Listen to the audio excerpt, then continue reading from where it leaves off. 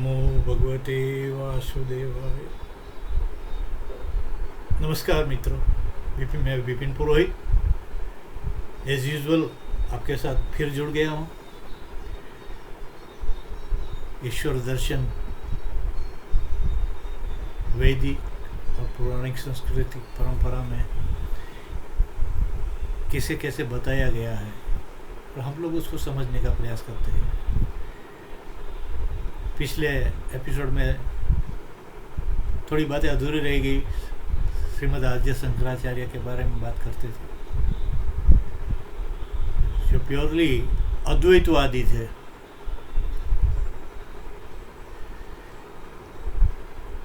वो तो पहुँचे हुए महापुरुष थे। हम तो भगवान ही बोलेंगे उसको, भगवान शंकराचार्य ही बोलेंगे। तो उसने 4 मठ की स्थापना की। बहुत ज़्यादा डिटेल में नहीं जाता हूँ, जो ऊपर ऊपर की बातें हैं कि वैदिक संस्कृति के लिए उसने ये मठों की स्थापना की।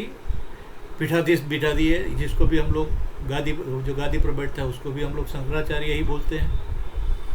तो चारों शंकराचार्यों को भी ये जिम्मेदारी दी गई थी।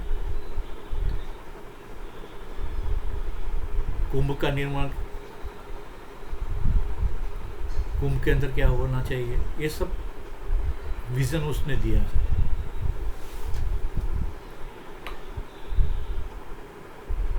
शंकराचार्य के भाष्य देखिए, पढ़िए, अति सुंदर, अति समझने लायक है।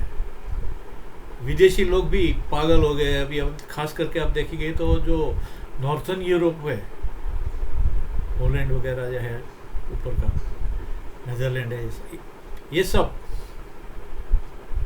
ग्रीस, ये सब के अंदर देखिए तो शंकराचार्य के भाष्य पढ़ाए जाते हैं। उसको पढ़ते हैं लोग कि उसके अंदर जो फिलोसॉफी दी गई है, विश्व की जो श्रेष्ठ पद्धति है शंकराचार्य के विचार पर। शंकराचार्य बहुत लंबा नहीं जिए, वो छोटे काल में ही है। ये बोलते हैं ना, भर युवानी के अंदर वो देह त्याग दिए। लेकिन उतनी अवस्था के अंदर भी बहुत कुछ करके गए। और अपने 4 मठाधारी, जो मठाधीपीश है, जिसको ना शंकराचार्य, उसको जवाबदारी दे गई कि भाई आप ये करते रहने का, वैदिक संस्कृति को और रुष्ट पुष्ट बनाने के लिए।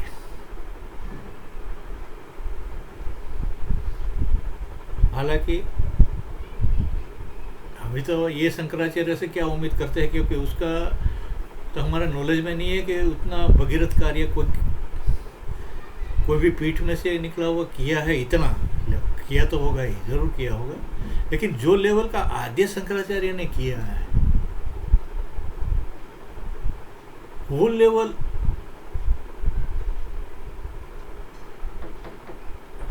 शायद नहीं देखा है। मैंने अपनी बात करता हूँ, किया होगा तो होगा, और करना भी चाहिए। यही सही समय है, क्योंकि वो आद्य शंकराचार्य तो पैदल से सब जगह चले गए हैं। कि कोई व्हीकल थोड़ा था वहाँ। आज तो सब सुविधा है। आज क्या सुविधा नहीं है? जो शंकराचार्य है, उसके अनुयायी गण है, सब कुछ है। आज पीठ के अंदर लोग मानते भी है। लोक संपर्क बड़ा इम्पोर्टेंट चीज़ होती है। अगर लोक संपर्क अगर टूट जाता है, फिर संस्कृति की ओर देखने वाले कितने रहेंगे? प्रार्थना भगवान से ये है कि आप हाल में जो शंकराचार्य है, वो बाकी सब छोड़ के वैदिक संस्कृति के बारे में जो आद्य शंकराचार्य के जो राह है, वो राह पकड़े, तो ये देश का विश्वगुरु बनने से कोई नहीं रोक सकता। ये कोई लंबी कहानी नहीं है। 800-900 साल ज़्यादा से ज़्यादा होगा, या 1000 साल होगा।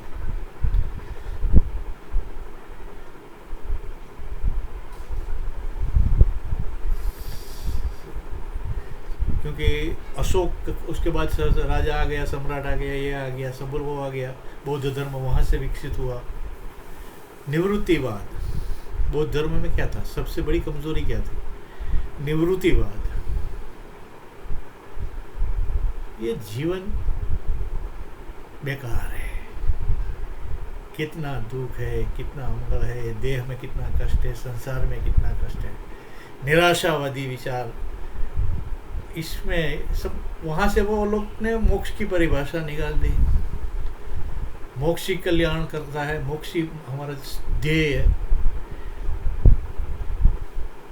सब सन्यासी बन जाओ, साधु बन जाओ। ये जगत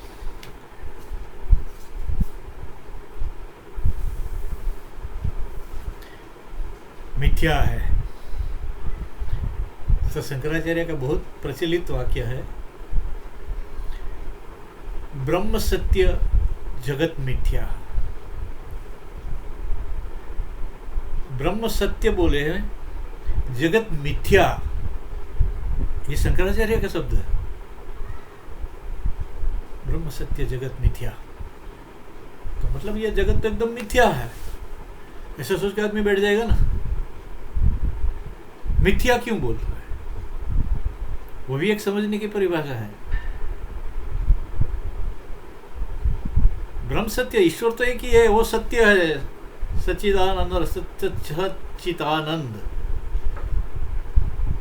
ब्रह्म सत्य है, ईश्वर बोलो, ब्रह्म बोलो, भगवान बोलो।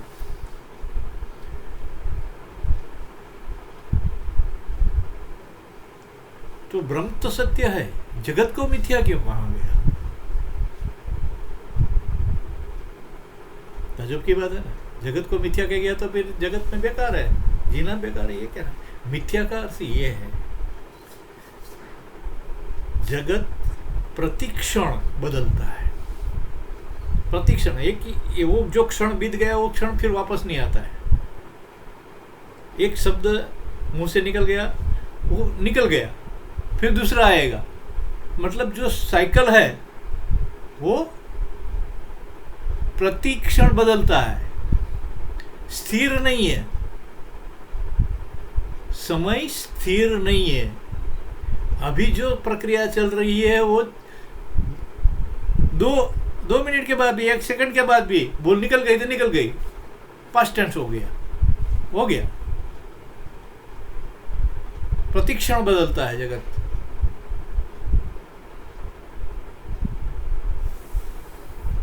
जिंदगी भी ऐसी है ना, बचपन होता है, किशोर अवस्था आती है, जवानी आती है, प्रौढ़ावस्था आती है,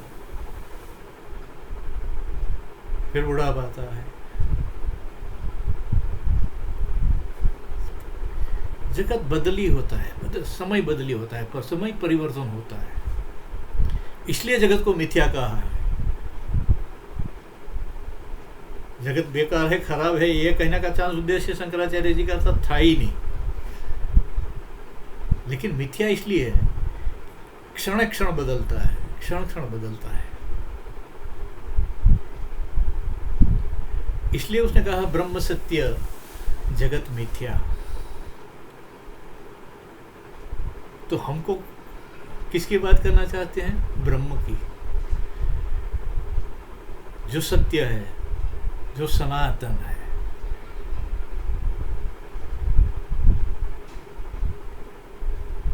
प्रयास यही रहता है कि ये खोपड़ी के अंदर जो जो थोड़ा थोड़ा उतरा है, थोड़ा थोड़ा समझ सकता हूँ, उसके बारे में ही बोल सकता हूँ, बाकी तक क्या बताऊँ। हमारे देश में बहुत महापुरुष हैं, ऋषि हैं, बहुत ज्ञानी विद्वान सब लोग हैं, वो लोग तो अपनी भाषा में बोलते ही हैं, लेकिन उसके पास जाना पड़ता है, साधना करनी पड़ती है, वो जो बताते हैं वो करना पड़ता है, और जाना तो है ही नहीं।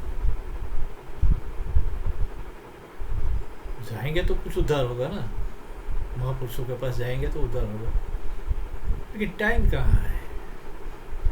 उतना टाइम तो नहीं है हमारे पास। तो फिर बात समझेंगे कैसे हम लोग?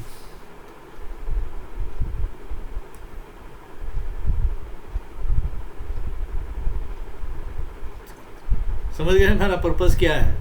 छोटी छोटी बातें करके ये बात थोड़ी थोड़ी, थोड़ा थोड़ा दिमाग के अंदर उतारते रहेंगे तो जिज्ञासा जागृत होगी।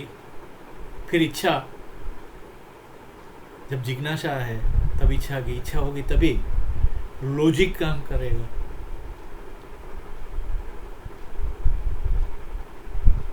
लॉजिक तो लगना ही चाहिए ना कोई भी चीज़ में। बस सबको दिया, राम राम कर दिया, हो गया काम का, जैसा नहीं है मंदिर में। तो मैं ज़्यादा समय कभी भी नहीं लूँगा। जो छोटा छोटे वीडियो में जो अपनी अपनी बातें करनी है वो करता रहूँगा। पसंद आए तो रखने का अपने पास बातें, शेयर भी करने का। सही बात है ना? अगर मेरे विचार, मेरी बातें आपको पसंद आती है, लाइक और सब्सक्राइब तो अवश्य कीजिए, लेकिन ये बात आगे फैले, लोगों तक पहुंचाने का मेरा हर एक जगह तक वहाँ पहुँचेगा जी। जितने लोगों के साथ पहुँच सकता हूँ वहाँ तक पहुँचेंगे। ईश्वर इच्छा होगी तो आगे बढ़ेंगे।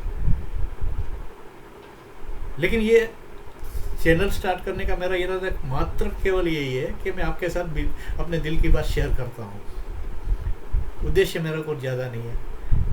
ये वैसे भी मैं रिटायर्ड आदमी हूँ तो 10-15 मिनट आपके साथ निकाल देता हूँ। आप भी शेयर करिए, लाइक करिए, पसंद आए तो सब्सक्राइब भी कर दीजिए, ताकि जो जो वीडियो मैं आपको देता हूँ वो आपको नोटिफिकेशन आपको मिल जाएगी। बार बार ढूंढना नहीं पड़ेगा। यही बात है। उसमें कोई खर्च तो है ही नहीं आपको। खाली 10 मिनट मेरे जैसे आदमी को सुनना है आपको। धन्यवाद, बहुत बहुत शुक्रिया आप सभी का। नमस्कार।